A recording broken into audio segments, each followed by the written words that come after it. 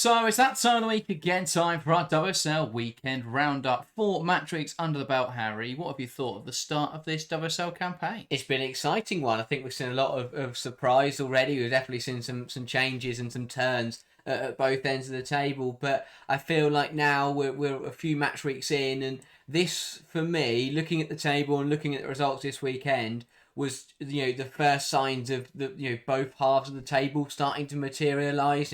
It's the same teams who are struggling to get results. It's the same teams who are winning, and then we've got a couple of teams that we're still probably umming and ahhing about. But the table is starting to take shape now, and I think that this weekend was another weekend that really showed where everyone in the league was at and where their level was at, because I think most of the results, bar 1 or 2, probably went the way we expected them to. So we're really starting to see that table take shape, which is very exciting, because it means we're really starting to get into the gritty part of the season. Yeah, as you say, most of the results went the way we expected, but we're going to begin the show with one that perhaps didn't, and that's Arsenal 1, Aston Villa. Harry, going into this game, I did feel Villa would give them a good game. I think I said about 15 times in the build-up of that show that I think it would be a much better game than people were expecting. But do you think that it was ever realistic, or do you think anyone realistically expected this to be a draw? I think it's a difficult one, because it depends where you sit. But I agree. No one really sat there thinking Villa will get a result today. Don't get me wrong, Villa are a very, very good side, and we've seen under Arroyo how they can cause the best sides in the league problems. They've done it to Chelsea twice now, both in this season and last season. They've done it to Arsenal, United, you name it. This Villa side have done very, very well to put on good performances against the top clubs. But when you look at all those games, they also haven't got the results in those matches. As I said, they've given Chelsea 2 really good games at Villa Park over the last 2 years, and they lost both of them. I remember the City game last season at Villa Park, where they took the lead. They ended up losing that match, but That was Paul Gover, wasn't it? That was Paul Gover. That was good. But overall, we saw this theme where Villa have got the performance against the big sides, but can't quite hang on. So although we knew it would be a difficult test, it felt like a test that Arsenal would be able to pass. Now, that is obviously not what's happened. It hasn't happened, and I think credit to Aston Villa, because they did really well in this one. It's kind of the opposite of what's happened in the other games I mentioned, where usually they start fast, surprise the big team, take the lead, and we're sat there going, oh, can they get something from this? But it was the complete opposite, and they did really well to hang on in there at only 1-0 down and get themselves back into the game. And, well, got to be questions asked of Arsenal, because that isn't good enough. You can't. You're at home, you're at the Emirates, in front of a big crowd, you're the favourites to win the game, you've got to come away with the 3 points, and they didn't, and that will be a concern. That a lot of fans are already disappointed and are throwing out claims about the title race and this, that and whatever. But really good from Villa, not good enough from Arsenal, and I think probably deservedly the points were shared. Yeah, I think I've been saying this for a few weeks now, so it feels good to be validated by Arsenal dropping points 2 weeks in a row, but I don't think they were incredibly impressive in the first 2 games of the season. So this isn't something where I go, well, Arsenal didn't do much wrong and they were just unlucky. This is a problem that we've seen over the last few weeks where, yes, they've scored a lot of goals, but they've not been perfect, and they've often relied on defensive errors, and Villa just didn't really make any. But it's quite interesting, because I thought the first 10 minutes of this game, something had changed, because watching the game while commentating over it, that first 10 minutes was the best spell I've seen from Arsenal this whole season. The rest of the campaign's been pretty meh. They've done okay. They've scored some nice goals. But in terms of their play style, in terms of how they were able to move the ball through Villa, in terms of the way that they pulled Villa's backline apart, the best football we've seen from Arsenal. And it was warranted, or the goal was warranted as a result of that. That was a fantastically well-worked move. Friedemann finishing it off. As they pressed that. Sorry, that was the one they pressed high and won it back off of Aston Villa, and I think that was again warranted. They played some nice football. They were aggressive. They were on the front foot. What then shifted after that was that they really took the tempo out of the game. They really slowed things down. But yeah, Arsenal dominance struggled to convert. 67% possession, 19 shots, 6 on target, 2.69 xG, but only 2 shots over 0.5 xG. Yeah, it's not good enough, and that is got to be something that is worrying. Less than a third of their shots on target, and a lot of shots, but not not of a high quality or not a good opportunity. And as you say, I think it was really surprising, because they should have gone for the kill. Really, after scoring in 9 minutes, you look at the way Aston Villa were playing, and Arsenal were all over them, and you felt that if Arsenal just ran rampant for had another good spell for 10-15 minutes, they'd have killed that game off. But yeah, the shots were just it was really weird because they just weren't good enough opportunities, yet they seemed to pull the trigger, and again, it comes from, and I'll mention this as well further in with a couple other teams, but they've kind of overcorrected themselves. I think Arsenal can have a problem, both the men's and the women's side actually, of trying to pass the ball into the net. And sometimes, obviously, that doesn't work out because they try and force it too close to goal and they end up losing it. But if anything, they've gone the other way in this game and they were just shooting from chances that weren't really existing. They're just letting fly and hoping for the best. And that shouldn't. They don't need to do that. It's quite wasteful. Yeah, I think a lot of the time they struggle to break down low blocks. So when you can't get those perfect opportunities, you do just take a shot. But yeah, I felt as well that they just slowed this game down. They wanted to try and see it out. It was very wasteful fought in front of goal, and they just really struggled to break Villa down. And so I found that very interesting from an Arsenal perspective. Villa, though, were very good in this game. They were very disciplined, very regimented. They were narrow and compact throughout. That's why Arsenal struggled to break them down so much. A comment on them, Harry. Yeah, Villa did very, very well. I think especially, as we say, they really struggled in the first 10 minutes. Arsenal were all over them. And yes, Arsenal lowering the tempo massively helped Villa, but it was a really good response. We see it time and time again when the smaller side turn up against the favourites, and when they concede early, they just spiral out of control and get hammered, as we'll get onto. But I think that Villa did really well just to hang on in there. They stuck to their ways. They didn't try and change what they were doing. They didn't try and take on Arsenal. They did very well to just ride out the next kind of 10-20 minutes after that, and then they just spent, to us, I think they spent all of the second half just working their way into the game. And that's what I really liked about it, is that, yes, they did, I think they probably should have done better with their shots. They actually had quite a few, 12, 13, but only put a handful on target. 4 on target, one big chance created. Well, all you need is one big chance to score one goal. That's exactly what they did. But they did. We expect Aston Villa to be the ones having pot shots because we're expecting them to get half opportunities where they're just going to hope for the best and hit it. I think it's Kirsty Hampson's special, I feel. She came on and started just spraying shots all over the place. And although she didn't score one, she was putting a bit of pressure onto Van Donselaar. I thought it was an interesting decision not to start her from Villa because I think second half they looked a lot better because they actually had an outlet up there to play off Salmon. And it's not that I don't think Rachel Daly's a good player, but I thought in this game where they're looking to be very transitional, you want someone with that pace to break in behind.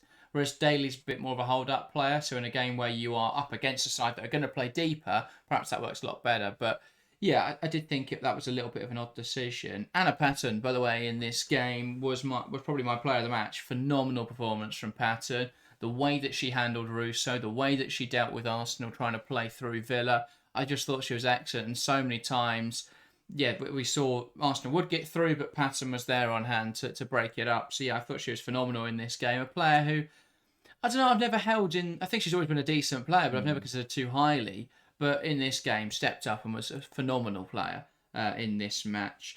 And let's touch on that late sucker punch then from Aston Villa. Arsenal failing to deal with a set piece. There's a certain irony about Arsenal failing to deal with a set piece. It's quite clear that Arsenal have been working on set pieces themselves, but perhaps not defending them. Yeah, I love this set piece because it was simply just back to what corners should be. Put it in the box and get your tallest player to head it home. None of this fancy, people doing silly runs or short, it was a basic corner. And Thanks, Ali McCoy, for your opinion there. But I think that's probably what caught Arsenal out, is the fact it was just so simple from Villa. It was simply put it into the box and hope one of our players can head it in the goal. And it's a decent header. It's one of those where the ball was great. Put it right in the danger area. It was just small bodies were at it, and it happened to be that Patton got up and put it home. But it very, very well done from Villa. It massively hurt Arsenal. It's always going to hurt to concede that late on in a football match, especially in a game where you probably should have won it comfortably.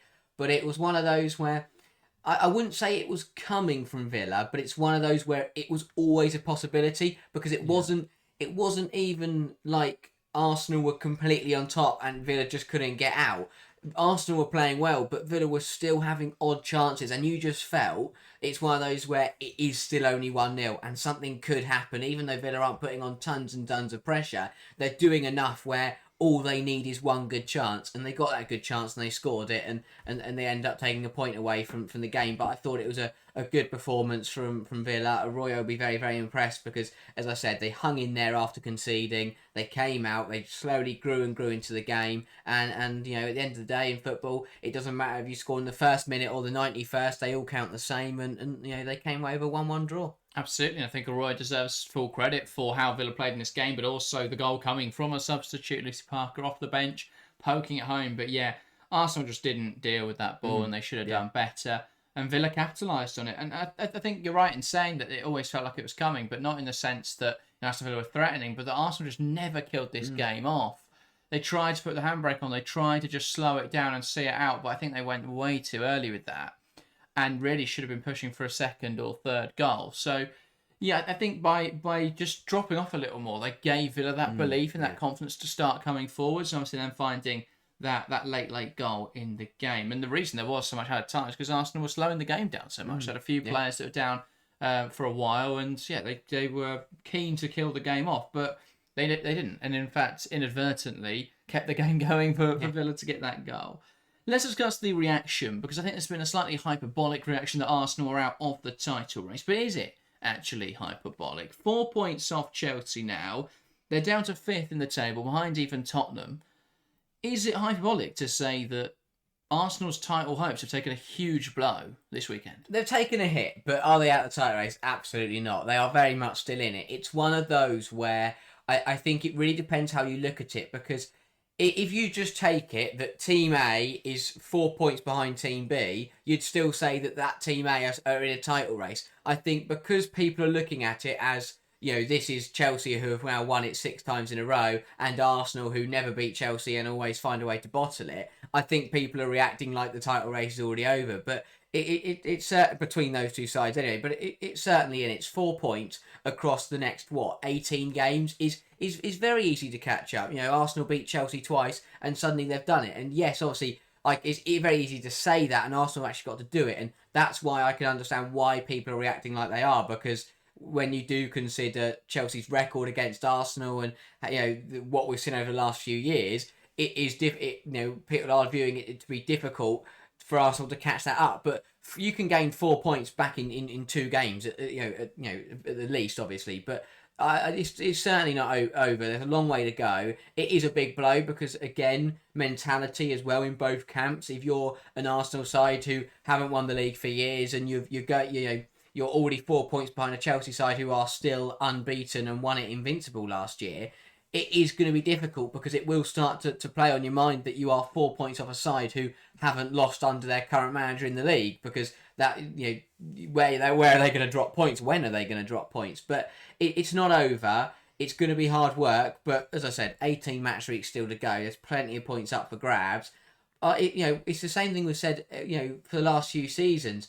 Arsenal have got to beat Chelsea on the pitch, and you know that would have to happen anyway, even if Arsenal were level on points with them. So it's going to come down to the same factor: is have Arsenal found a way to beat Chelsea on the field? Because if they can't do that, then it doesn't matter what they do in other games, because they're still going to be 6 points off in every season. Yeah, I feel this is less of a statistical blow, as you say. 4 points isn't a lot at this stage of the season, but it is more of a psychological blow where, as you say, they're now 4 points off a side who have been so successful in the WSL over the last few seasons.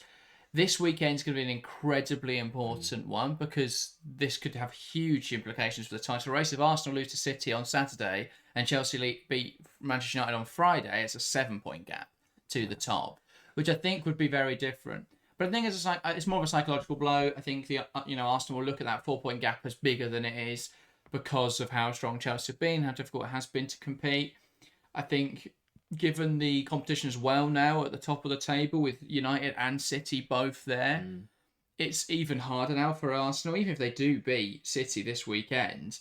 And I guess best case scenario is that United Chelsea is a draw. They'll find themselves second, but joint on points with United, behind on goal difference, and behind Chelsea still. So I think it is. It's a blow to the title race. This weekend will be very important for them. They can't afford really to lose to Man City now, and that's the problem. Even if it's a draw, that could see them slip further behind Chelsea, or at least gain no ground on Chelsea. So, yeah, I think it's going to be this weekend's going to be really important. But it's definitely not panic stations yet for Arsenal, but it is definitely a blow. Yeah, 100%. The fact that Man City have already played Chelsea and are still ahead of Arsenal has got to be a major concern because, as I said, Arsenal will still know they've got to go to Chelsea no matter what happens. But yeah, this weekend's massive because, again, 7 points, you can make that up in 3 games, but suddenly you're asking Chelsea to drop points in 3 games and you only play them twice. And then what happens at that point is that with 4 points and the fact that Chelsea and Arsenal have still got to play each other twice, it's still in Arsenal's hands.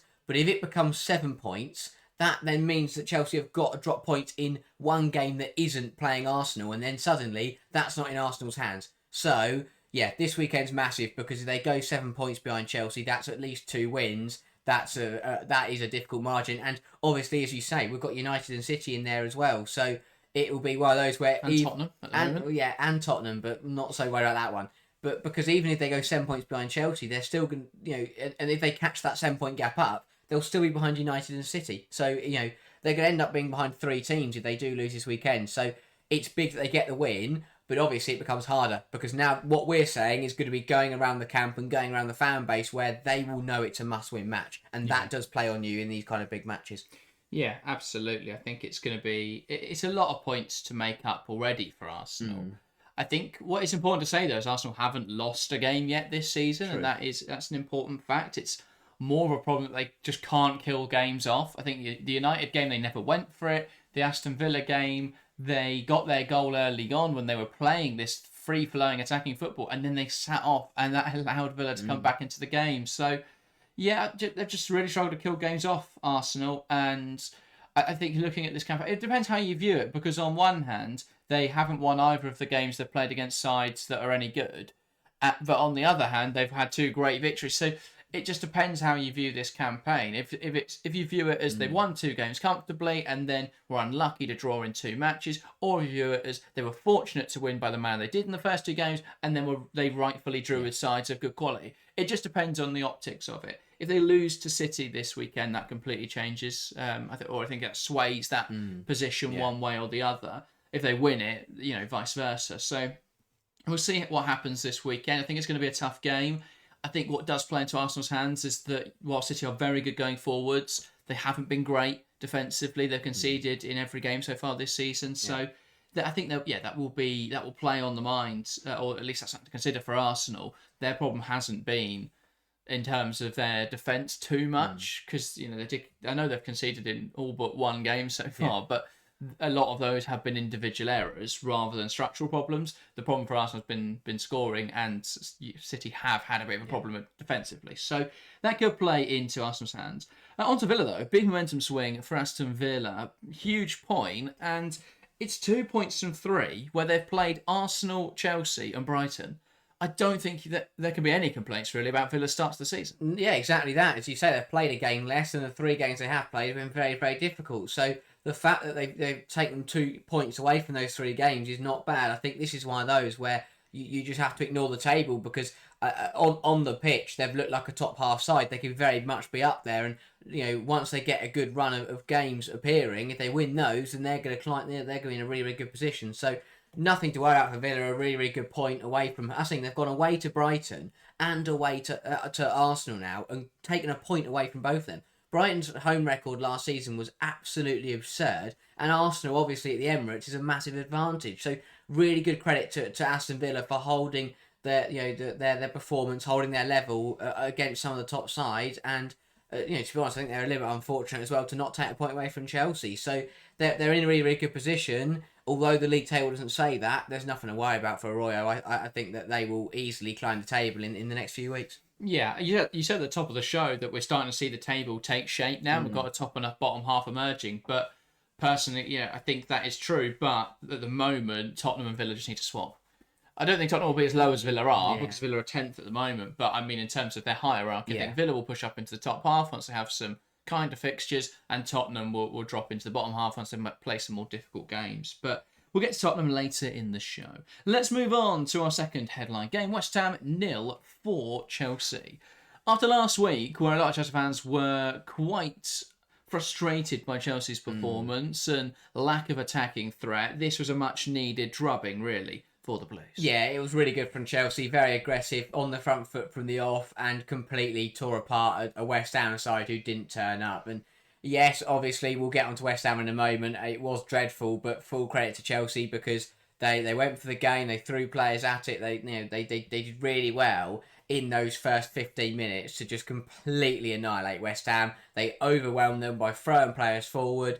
Playing Thompson and Carnegie as the wing backs was a big bonus against a side who couldn't handle Chelsea, and having two attackers. It was having two wingers really. It wasn't wing backs for the majority of the match. They got really high. I was going to say, have you seen the touch map or the heat map for them? They might as well be wingers. And that's the thing of this system is people call it a 5-back. It's very much not. Same thing Chelsea did last season in terms of attacking positioning. It's just a slightly different defensive shape, which I think makes Chelsea more solid. Yeah, exactly that. And when you've got players who are very, very dangerous in red-hot form, it was a difficult watch, to be honest. For West Ham, it was horrible because they were going up against a Chelsea attack who was on fire. Beaver Jones again. It's 5 consecutive games now that she's scored it or had a goal contribution for Chelsea. Scored in every single game this season already. Or is averaging a goal a game. It's great. That's scored in every game. Yeah, it's absurd numbers from Chelsea, and the attack was just.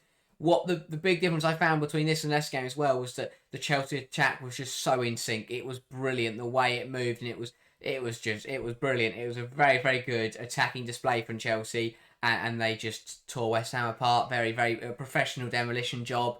I've never seen it's been a while since I've seen a dominant 15 minutes like we saw from Chelsea at the start of this match. Yeah, I want to look at West Ham's structural problems and Chelsea's brilliance. I think it's probably easier to discuss at the same time because you didn't really get one without the other in this game. But West Ham's problems, so many individual errors, so much space given up. They were just dragged across the field, really, by Chelsea. We'll start with that first goal. Well, actually, first 5 minutes, slightly different conversation because West Ham had opportunities in those first 5 minutes. Chelsea were a little shaky to start this game. But as soon as Chelsea got forwards, suddenly it was a completely different match for West Ham. Exactly that. It was one of those where I thought we saw a completely different. We were watching two different teams in each half for West Ham. Once they got across the halfway line and were going at Chelsea, who were playing, as I said, we spoke out those wingbacks. They were playing quite high and quite aggressive. They looked really dangerous, and I tell you what, they should have gone 1-0 up. I think Sai's had 2 really good opportunities that she put nowhere near the goal. How they've not got on target, let alone not even hit the back of the net, was beyond me. Should have done a lot better with those chances, and Chelsea got away with one there.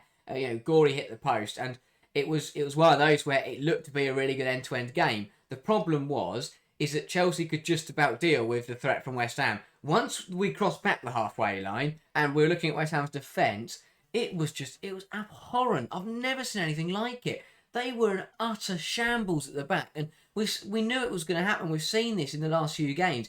How many times are we going to watch West Ham try and play out and then just pass it to the opposition and hand them a goal? It happened against Brighton. It happened against Arsenal. It happened against Chelsea.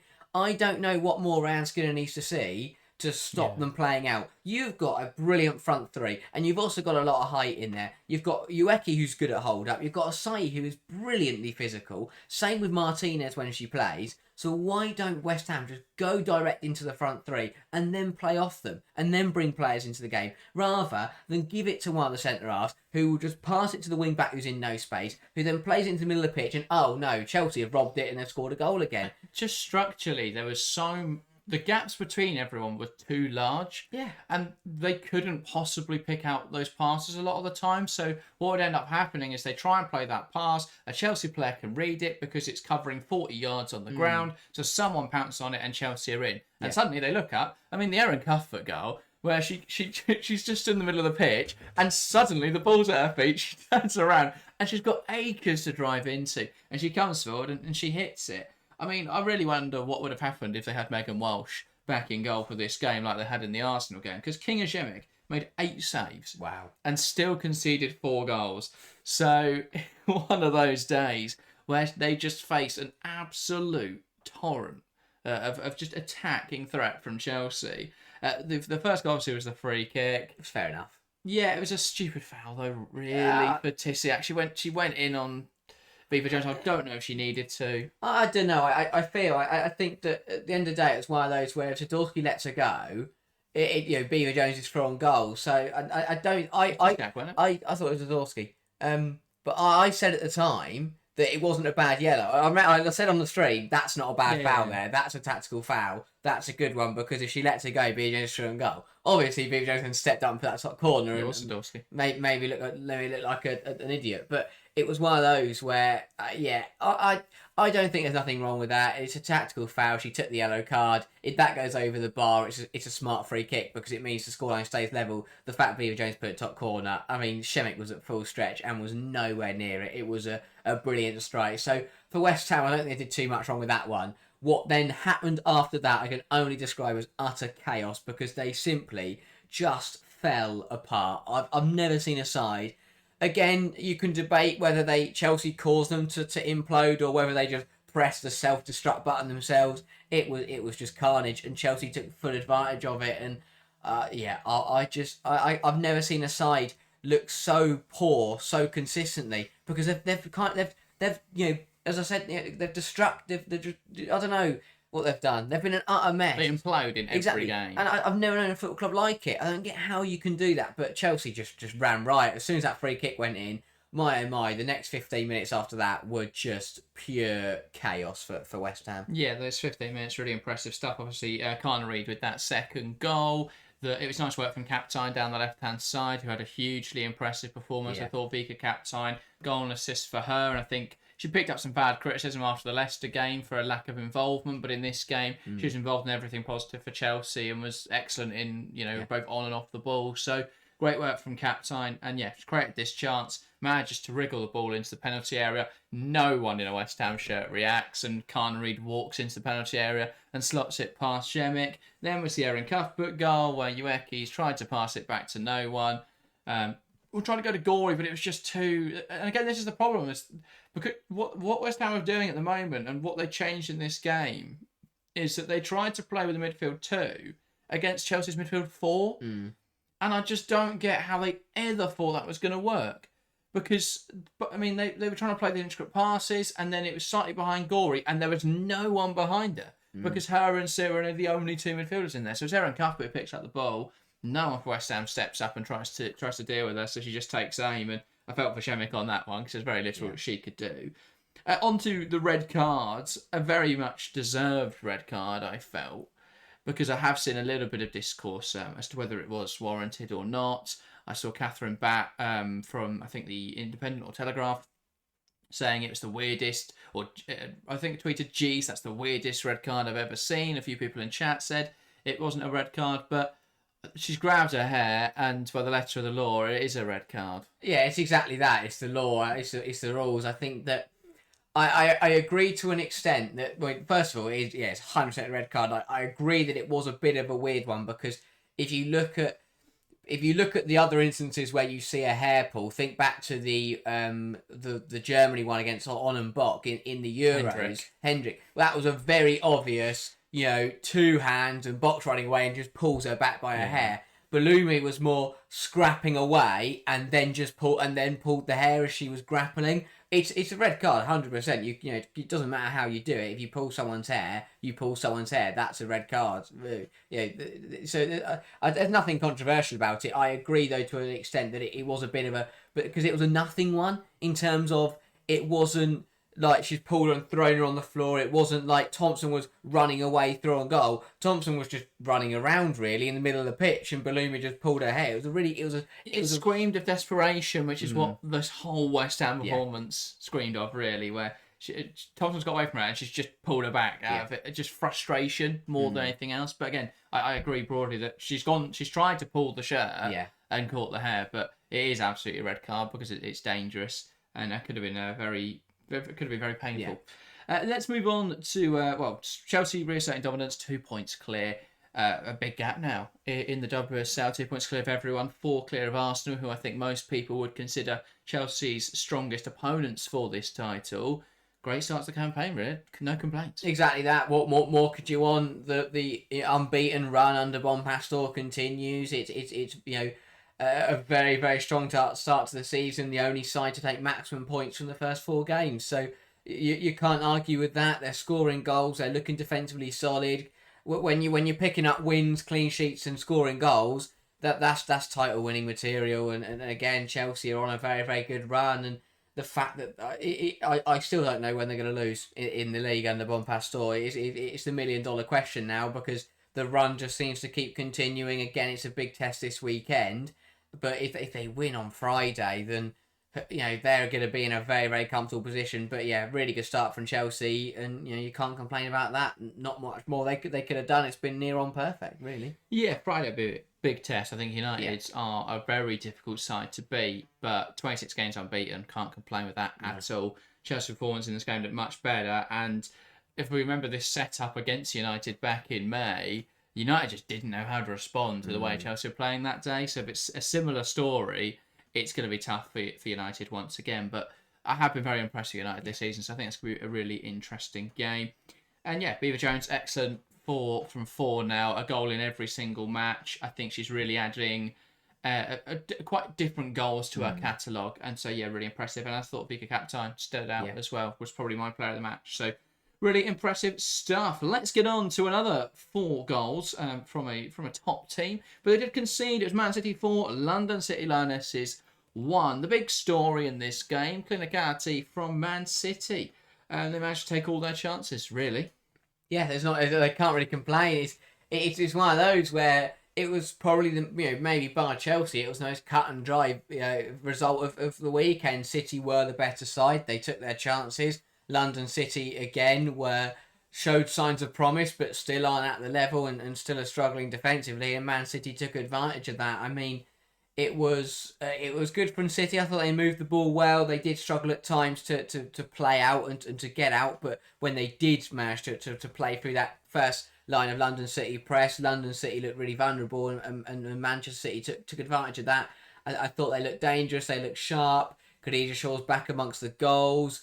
It was one of those where I think London City Lionesses will be frustrated because they probably could have done better. When you look at the goals they've conceded, was it a 4-1 game? Probably not. Should they have allowed City those chances to score 4 goals? Definitely not. So I think that London City, I'm not saying they should have won it. I thought Man City did very well and did deserve to win, but the chances London City gave away, you can't do that at the top level. You simply can't. You don't get away with it, as proven in this match, and they've got to work out what they're going to do defensively, because they look sharp in the final third, and obviously Nikita Paris keeps scoring because she's a very, very good player, but you can't just rely on that to happen and then hope that they did well against. It's one of those where they've got the results in the games you'd expect them to, but they still, they're not quite there yet, are they, at the top level? Which is understandable. They're newly promoted, but I think it's just the manner of loss. If they turned up and lost this game 4-1, and Man City had put together 4 brilliantly well-worked goals, some lovely moves and some unstoppable football, then fair enough. But the goals that London City did concede,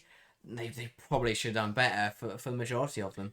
London City's season is always going to look bad against the canvas by which it's being judged, or the background, because people are expecting London City to come in this season and finish top 5. Yes. But I think if you take a more realistic view on what you expect from London City this season, it's a side that spent a lot of money, but those players aren't going to gel overnight, and it's always going to take time. I said this from the very start. I thought they'd be bottom half. I think I put them 11th in my predictions. And right now, that's not too far from the truth. They're sat in 9th in the league. Probably very fortunate to be ahead of Aston Villa, because Aston Villa, if they played that extra game, would likely be ahead. But yeah, I thought it's just so disorganised at the moment from London City. The manner of their defeat, I know they've played United City and Arsenal already, which is tough, but the manner in which they've lost to those sides has just been so poor. City in this game, 2.64 XG, 15 shots, 7 on target, 3 big chances, all converted. London City, not a single big chance created, 3 shots on target though, and of course did get that Nikita Paris goal. Some people write off City's performance in this game because of the penalty, and I know because of 2 penalties, and obviously that accounts for about 1.4, 1.5 of the XG total. The reason they got those penalties is because they were breaking into the penalty area and London City couldn't deal with them. So I think to discredit them based on that is a little unfair. It's exactly that. That's the way I put it. If the arm isn't there to block Kadir Shaw's shot, it goes on target. If Kadir Shaw isn't pulled back by her shirt, she runs for a goal and scores. So, or at least gets a shot away. So yeah, obviously penalties give them a greater chance, but they would have Kadir Shaw. It was Kadir Shaw who had her shot blocked and was fouled for both penalties, and then she scored both penalties. But yeah, it's one of those where the only reason you get a penalty is because you're in a position where you've won a penalty. So yeah, I think that it is hard to say they didn't deserve it, because I thought that they did do very well to create those chances and to win those penalties. And for Khadija Shaw personally, to get back into action and score 2 penalties after missing one last week, I think is important, just to get that duck off her back immediately. And getting 2 opportunities is always nice. London City defensively, though, every goal was just another example of terrible defending from London City Lionesses. The Viviana Miedemar header, she was isolated in the penalty area. Someone's got to pick her up, and no one does, and she heads home from close range. How she's allowed to walk into the 6-yard box like that and no one picks her up. It's just every mistake for London City, and it's the same reason they've conceded 4 penalties, which we'll get to in a moment, but it's just there's so little organisation, understanding between the players, and just panicking under pressure. But it's to be expected. It's a side who haven't played a lot of football together, and they clearly don't have that understanding with one another. But Miedemar was in acres. The Blinkilda Brown goal, also in loads of space, and it passes through so many bodies, Harry. I've never seen a defensive moment where 3 different players have stuck their leg out to block a shot, and they all missed it. How does that happen? How have 3 defenders tried to block something and all missed it? That was bizarre. It went through 3 defenders and a goalkeeper. Yeah. And no offence to Blinkilda Brown, but it wasn't the most powerful shot. If she smashes that, across the goal and it flies into the top corner, fair enough. But it just rolled along the ground, and as I said, 3 they overestimate. People stepped over it. They stayed where they are. They might have blocked it, but yeah, that one was clumsy again. That comes from a corner. You've got to reset once the ball's come in. It's swung towards the back post. So the first person's just got to run at it, and then the people behind that have got to reset themselves. Instead, it was just a massive cluster of bodies, and as I said, everyone just stuck it. It was. I think if you're gonna stick a leg out, you've got to throw yourself at it. You don't just dangle a leg and hope that it's gonna hit the bottom of your foot. That doesn't work. You've got to get down, throw yourself at it, and get that block in. Tuck your arms as well. Don't never slide in and put your arm up here. That's really that is just silly, is what that is. And at this level, you won't get away with that. That will be picked up by every single. Well, you'd like to think every single referee would pick it up, but yeah. I think the only sport where that is an appropriate move is like American football or something, where you're trying to block the quarterback from playing out. Other than that, no idea where our arms were raised in the manner that they were. But let's talk on penalties, because it's 4 games this season and it's 4 penalties conceded. They're averaging a penalty conceded every game. This can't go on, obviously, because that will be terrible for London City. But yeah, it's fairly abysmal record. Yeah, it all comes from panicky, nervy defending. Bar the first penalty, all 3 of them have been the other 3 have been fouls. So Jana Fernandez pushed the United player over. They had the one at Everton, which was a trip up in the box. It was Sangare in this game who pulled clear short back by. I mean, that was stupid. That was the most blatant penalty I've seen. I've never seen a player so obviously tug another player's shirt in the penalty area. That was an obvious one. And then the handball is again, handballs are a little bit unlucky because you've got she's got in to block the ball and it's just hit her arm. She's turned, it's just hit her arm. It's handball, but it's that one I don't mind too much. But it's the fouls in the penalty area that they've got to stop. It's just, as I said, it's just clumsy and it's panicky. The opposition get into the penalty area and they just do anything to stop them scoring, which fouling them isn't the way to do that. But yeah, they've just got to. It's just got to be calmer. But the reason it's not calm is because it's a backline that don't know each other, haven't played together, and there's no real leader in there. That's the other problem. Is they've signed so many good players. The rotation is mental. I mean, I look at this City game for example. Katie Zellum didn't start. Jana Fernandez didn't start. I don't know. I think that yes, they've got loads of players and they want to use all their quality, but at least at the start, you've got to stick with an 11 and let it settle, let it bed in together, and then start to rotate players. But it is difficult because what they've done, what the position they've put themselves in now, is they've got 25 players who all want to start. Yes. Because of the quality they've got. So you've got to. If not, you're going to have players that are very unhappy very quickly. A little bit of a quiz question for you. Ooh. Which team last season do you think conceded the most penalties? It has to be Tottenham. That is correct. How many do you think they conceded? Oh, that's a good question. I think Aston conceded 3 herself. I'm gonna say I'll say 6. No, 4. 4. How many penalties have London City given already this season? That's right, it's 4, and that was the most in the league last season. Tottenham with 4. Only 4. That is low. I think there might be some that were missed. Very possibly so, but I think it speaks volumes about how outrageous the penalty record is. That it's after 4 games they've conceded as many penalties, as the most penalties conceded by any team last season. That's crazy. That is not good enough, and that's the thing. That's why I still worried them slightly, is because yes, they've got some very good players, and Nikita Paris will keep scoring goals, but they've still got some characteristics of a newly promoted side, and I think they've just got to be careful about that. Yeah, and that's the thing. I saw someone say, is the goals they've conceded or the penalties they're conceding a result of the fact that now they're playing in a league, you can't get the words out, but they're playing in a league where the officiating standard is higher. But my comeback to that, well, none of these players played in the Championship. At least defensively, none of them played in the Championship. So, yeah, I think it's just really poor defending. Also, if they did this in the Championship and the refs aren't giving it, then I've got some big questions for the WSL too. Because no, but it's that a bit of grappling and get away with hands on a play and possibly get away with in the WSL. That's going to get spotted immediately. But like the Arna one potentially. I think that one and the handball might have gone unnoticed. Yeah. The other two though, I mean, they absolutely. But then that's 50% of the penalties, isn't it? So that definitely could be a thing. But the fact none of these defenders played in the WSL 2 would go against that. But yeah, it's not been a great start to the season for London City. They've got Liverpool next, which you feel like is a game they really need to win. I have no idea who's going to win that football match. Liverpool looked a lot better. And speaking of Liverpool, let's get on to them. Liverpool 0, Manchester United 2.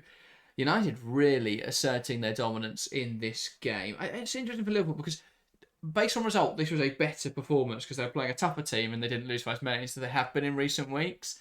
But I think in terms of performance, this is probably their worst one of the season so far. Yeah, it's difficult for Liverpool. I think that the majority of it is they look flat. I think in this game especially, and that will come down to a few things, but they just looked a little bit flat, which I think I mentioned it surprised me because they looked really good in the midweek. I thought that they were obviously it is weaker opposition as in a WSL 2 side, but I thought they were really sharp. What was it? I think it was 5-0 in the end. They played very well, and I thought that's exactly what they needed. They didn't play Aston Villa, obviously, the week before. In the midweek, they've gone out and they've put a good scoreline on the board. I thought Sunderland as well, who aren't too bad. Exactly. So I thought that might be a bit of a lift, but it did just look a bit flat. I mean, again, that also probably comes down to the fact they conceded so early. We see it all happen. We see it happen all the time where in these kind of games, if the weaker opposition hang in there for 20, 30 minutes, they grow in confidence and they get better and better.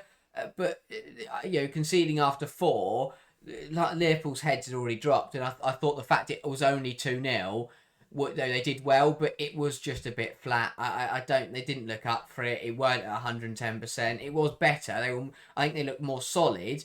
But I don't think they were playing at full beams, which is weird. But I think, as I said, if they'd held on a little bit longer, then they might have been able to take a bit of momentum, a bit of belief to carry throughout the game. But yeah, it was difficult. United are a very, very good side, and they just keep on going, keep on playing well, and keep on delivering. And while they're doing that, they're going to be pretty hard to beat. So better from Liverpool. There was positives to take from the game. Just thought they looked a little bit toothless, and United, well, they just keep plodding along really nicely.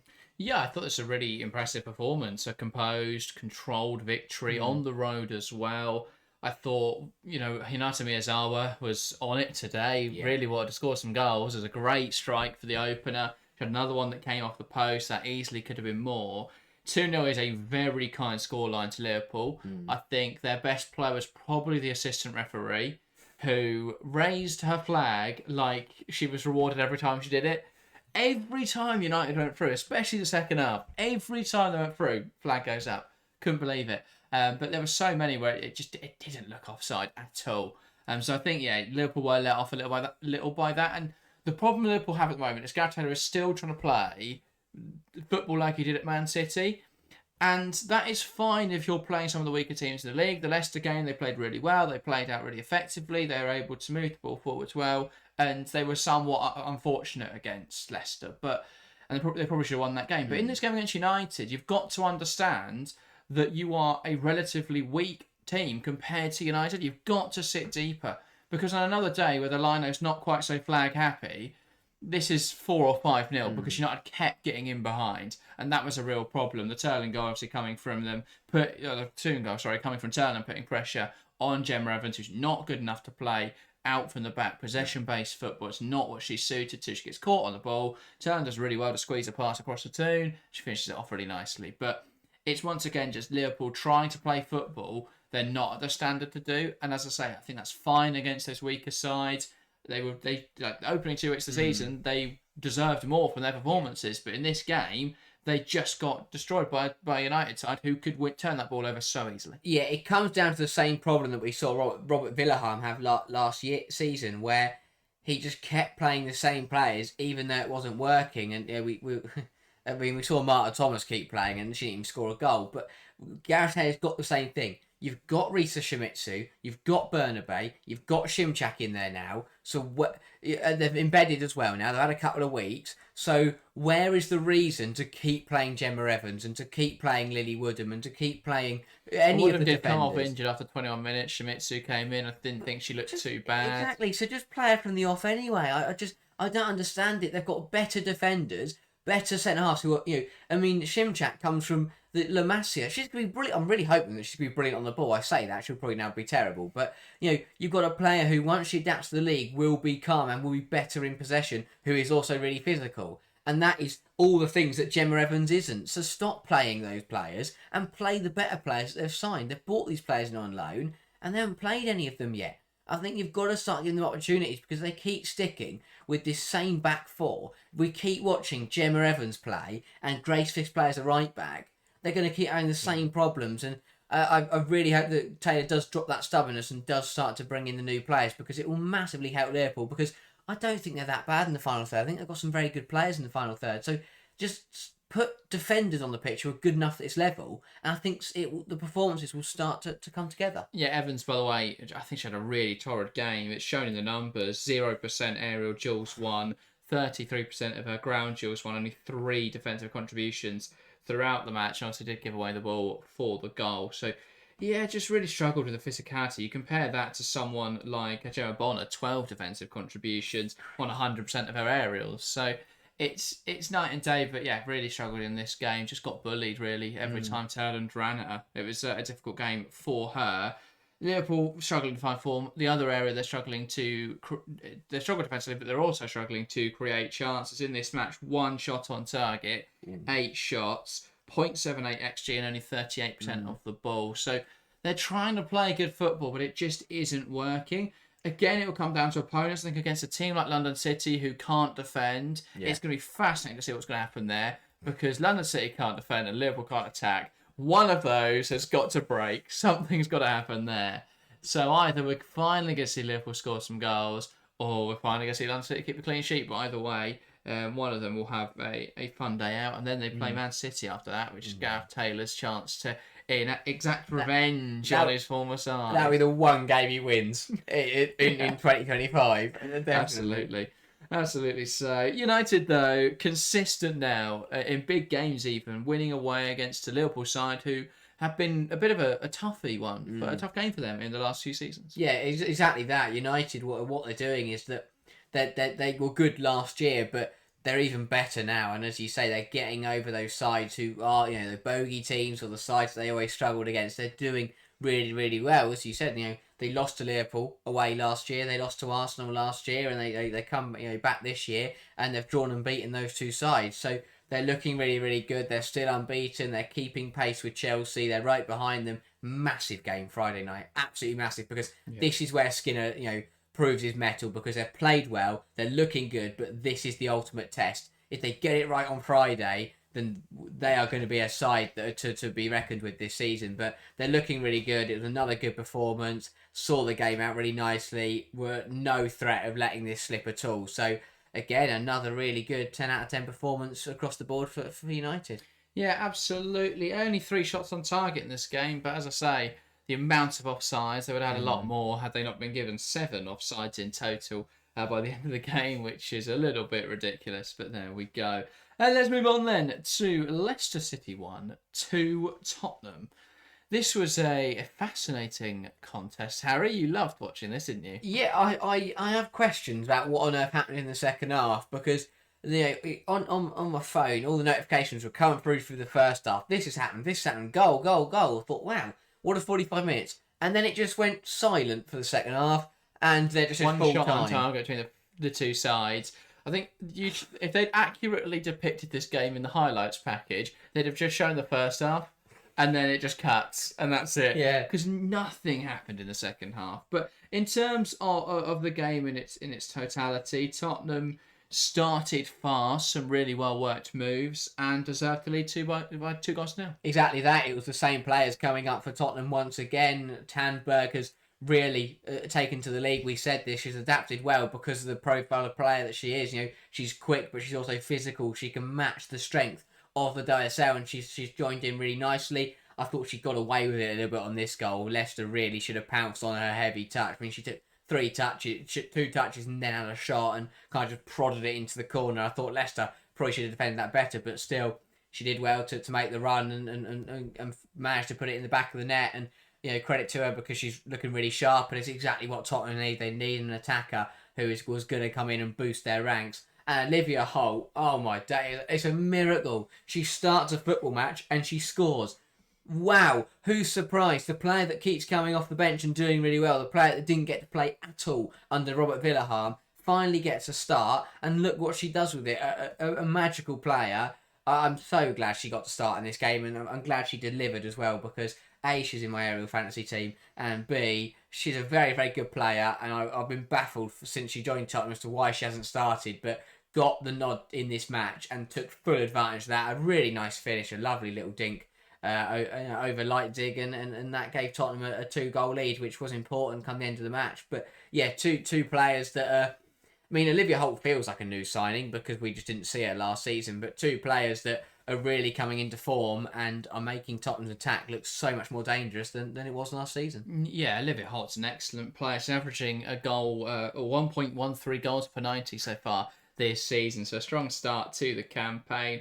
I just think she's such a fun player to watch. The way that she carries that ball forward, the way that she's looking to make things happen for Tottenham, just a really impressive player. And I thought we saw that again in this game. Yeah. Just wanted to get the ball, wanted to drive it forwards, wanted to make things happen. That's such a big shift just in the mentality really at Tottenham. They're showing a grit as well, and I think that's important to get games over the line. Second half, they just shut things down. They slowed the game down. They went a little bit more defensive, and they saw it out.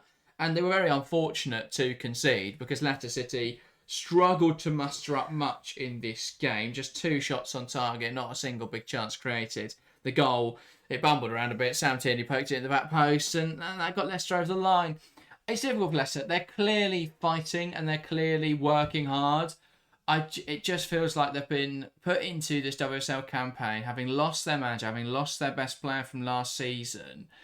They're going into this gunfight with a spork, a plastic. It's not even a fork or a sword. They're walking in with a plastic spork because they've had no investment this season, and it's showing on the field. Yeah, I think, as you say, it's important to credit them because they are running around with absolutely nothing, but they've still come away with a win against Liverpool, a 1-goal margin loss to Chelsea, a 1-goal margin loss to Tottenham, 2 sides are in the top 4, and yes, they were battered by United, but that was Rick Passmore's first game, and I think he'd been there at 5 minutes. So, you know, I think actually credit to the players and the staff at Leicester because they are pulling these performances out of nowhere. And yes, they aren't brilliant, but they're doing something. At least they are turning up and they're trying to do something with that sport. They're not just sat there doing nothing. They are trying. Poking Tottenham in the leg. Yeah, it's doing nothing. And Tottenham, it doesn't hurt them at all. But, you know, it's another goal. It wasn't a great goal, but it's a goal. So, you know, you've got to take that. And, you know, they lost by a fine margin. I mean,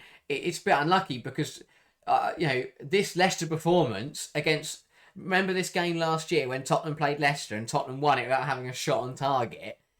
I think that one was at Tottenham, to be fair. It was, but if Tottenham had played like that in this game, Leicester's performance would have been good enough to beat them. Yeah. And that's the thing. I think that Leicester are doing enough where. To be fair, Leicester on that day, Jazz Coleman had about 3 That open is goals. It's also true.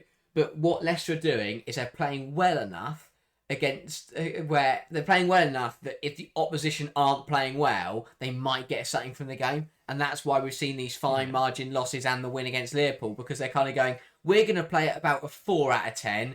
If you play any better than that, you will beat us. But on the chance you don't play well, we're going to win the game. Yeah, they've just got to be scrappy. They've got to try and get points where they can. Exactly. I think when you look at them in terms of, or you look at them compared to other teams at the moment that will be in that relegation dogfight, they're showing more of a scrappiness and ability to get those points in games where perhaps it's not the most deserved. But they've got Everton up next. That feels like the kind of game they can get something from at the moment, because as we'll get to in a moment, Everton aren't particularly impressive at the moment. So yeah, it's just been quite an interesting start to the season, but I think Leicester will be. I think they'll be happy with how they performed so far. I think that's important, even if the results haven't all been there. A win against Liverpool keeps them in an okay position for now. And in January, if it's in the same position, surely they're going to get more investment. They should get a permanent manager at some point. But yeah, we'll see what happens regarding that. As for Tottenham, building up momentum now, a win helps to build confidence.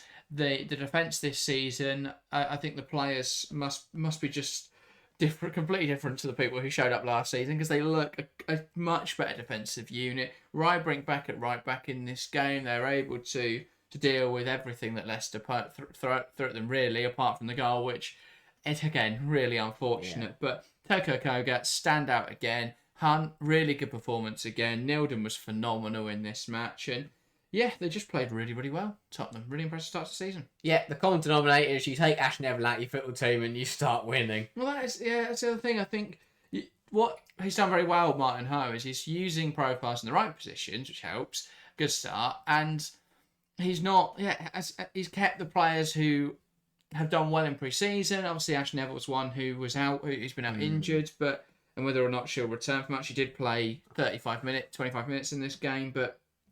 Yeah, I think that back four has looked really solid to start this season. So I wouldn't expect it to change in terms of who starts, but we'll see what happens. And yeah, Olivia Holt adding a spark to that attack. Tottenham probably should have had more goals in this game.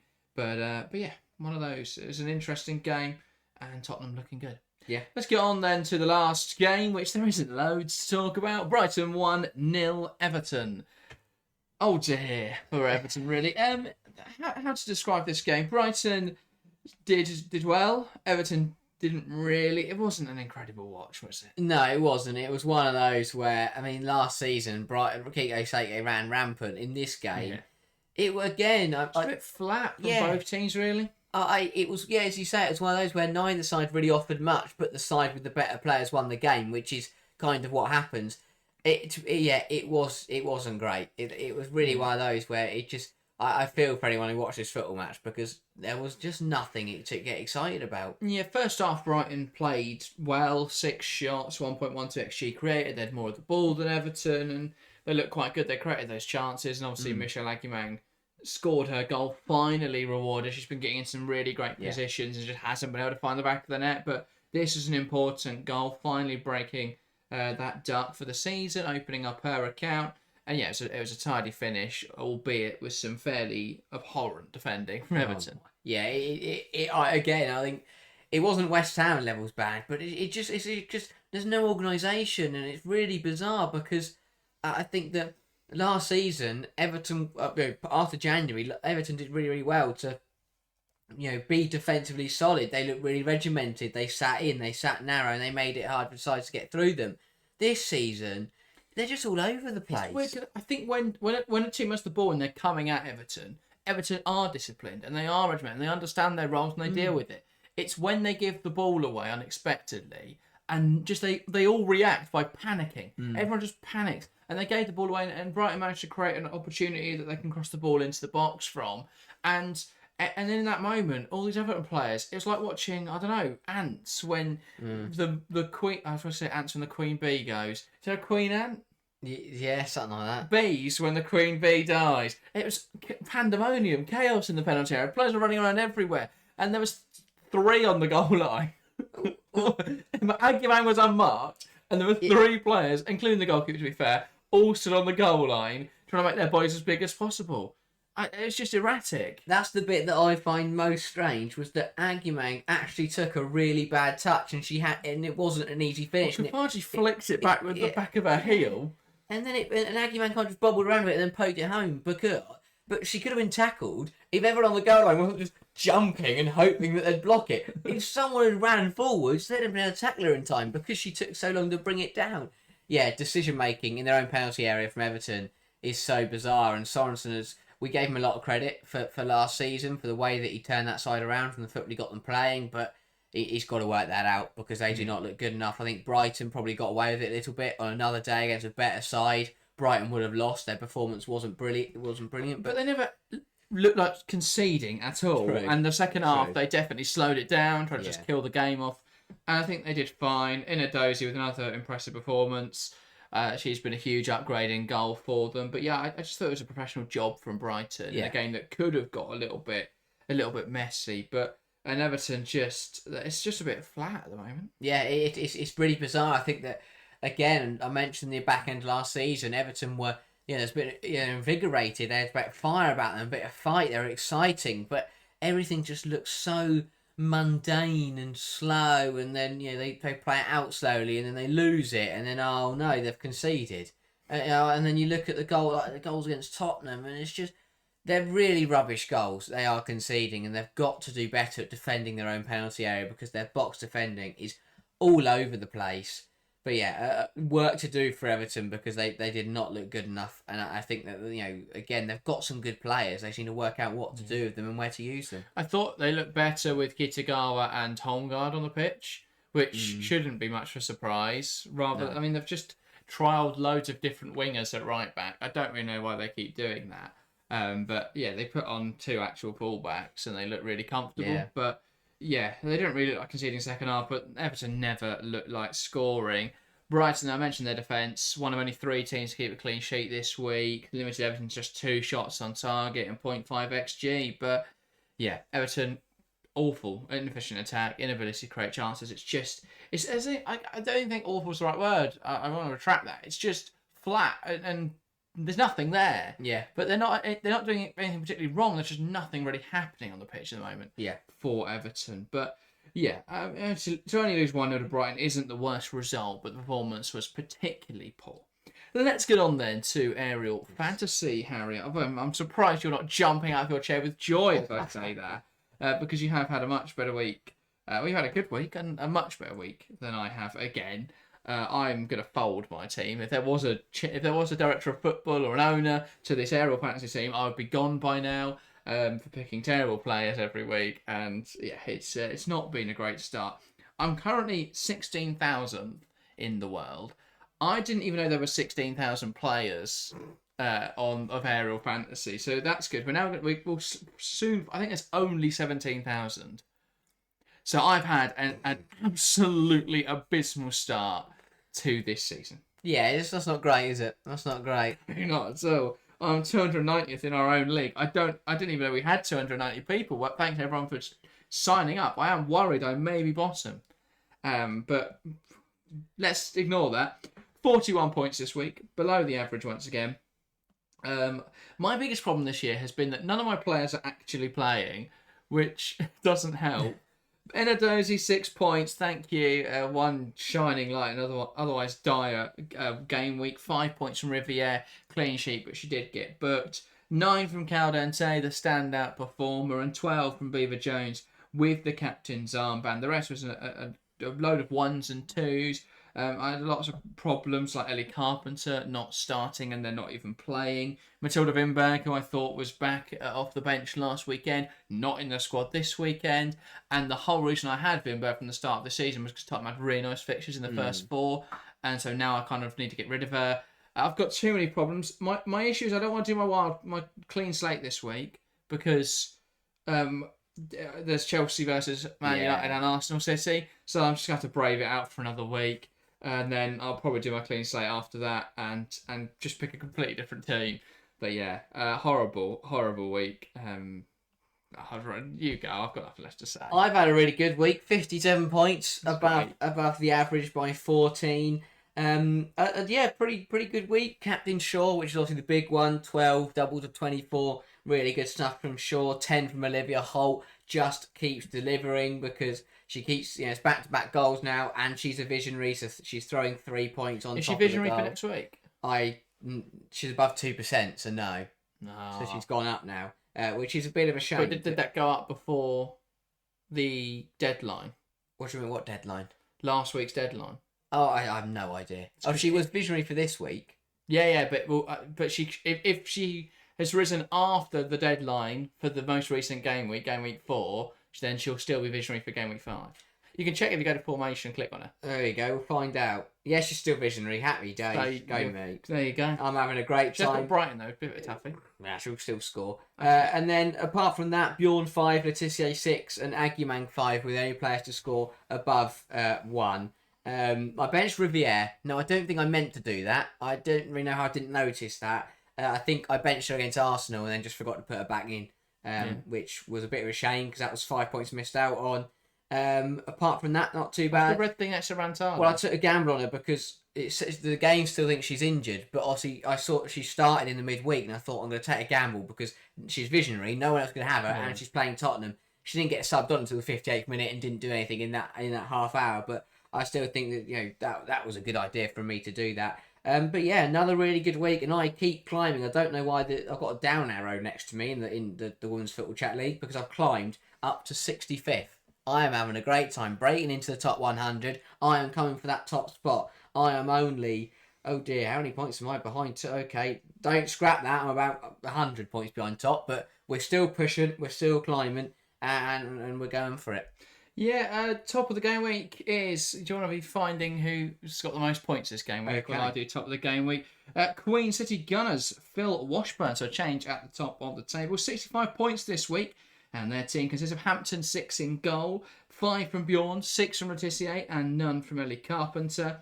Across midfield, 10 from Olivia Holt. Obviously watched the show and have heard you raving on. 2 from Vignola, 18 from Captain Caldente, and 3 from Hasegawa. And then 12 from Shaw, 2 from England, and 1 from Capox. I'm not sure how someone has 98 points this week, by the way, because no one scored any points. They triple Captain Shaw, the best in the world. Had Beaver Jones, Captine, rogue pick, but 13 points there. 5 from Aguimang, 10 from Blinkhilda Brown, McCabe 8, Bright 8, Letitia 6, and Talis Joyce 6. Insane. Because, McCabe's the only Arsenal defender who kept a clean sheet. Just, fortunate game week, but did very well to top the world. I think, and be highest in our, or at least the highest in our league that I can find, isn't too far off that. Viv Laugh Love, I hate that, I don't like that name.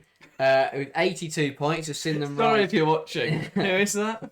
I don't know. I've clicked on to Viv Laugh Love. Unlucky. I mean, it's inventive, the Viv bit, but Live Laugh Love is no. I don't like that. Oh, okay. Sorry, I thought you were just slagging the person off. No, I'm not slagging the person. I'm sure they're a lovely person, whoever you are. But big 82 points. Again, Captain Shaw, Beaver Jones 6, Alyssa Thompson 6. That's a bit of a rogue one and a risky one to have, but it paid off.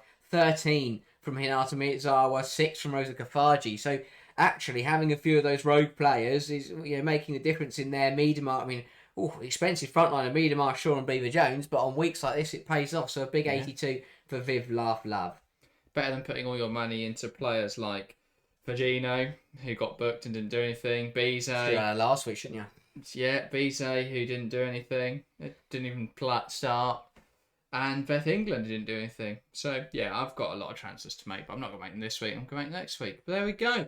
That does round up this week's weekend roundup. I hope you have enjoyed. If you have, make sure to leave a like, make sure to subscribe as well if you are new to the channel. And one last thing, you can do the Football Content Awards. As you may know, we have been nominated for the 2025 Football Content Awards in 2 different categories. We're nominated for Best Young Content Creators and Best in Video Creators. So if you head over to the footballcontentawards.com/voting, then you can go and vote for us for those awards. Now, that is set to you can only do it once per device. But if you've got loads of devices, You can vote for us loads of times. So go and find your tablet that you haven't used for a few years. Go and use a PC. If you know someone that's got a public space with computers and you can go on each different computer, get there now. If you've got a nan who's got an iPhone, she doesn't know how to use it, but she still wants to vote for the Football Content Awards, you can do that as well. So find whatever devices you can. Go and give us a vote. Thank you so much for your support. We're honoured to be nominated. We're honoured to be finalists as it is. But to come away with the trophy would be great. And